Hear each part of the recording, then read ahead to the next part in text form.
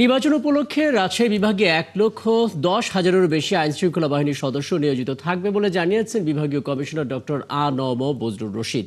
সকালে রাজশাহী পিটিআই মিলনায়তনে আঞ্চলিক নির্বাচন কর্মকর্তার কার্যালয়ে নির্বাচন ও গণভোট বিষয়ে মতবিনিময় সভায় একথা বলেন তিনি।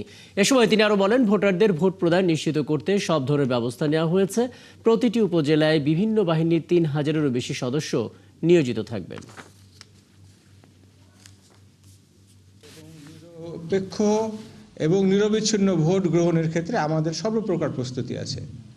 আপনাদের আমরা আশ্বস্ত করছি, প্রশাসন, পুলিশ এবং সকল বাহিনী সহ প্রত্যেকে আমরা যারা ভোটের সাথে সম্পৃক্ত আছি, আমাদের সর্বোচ্চ নিরপেক্ষতাটা আমরা বজায় রেখেছি এবং আমাদের কাছ থেকে সর্বোচ্চ নিরপেক্ষতা এবং পেশাদারিত্ব আপনারা পাবেন।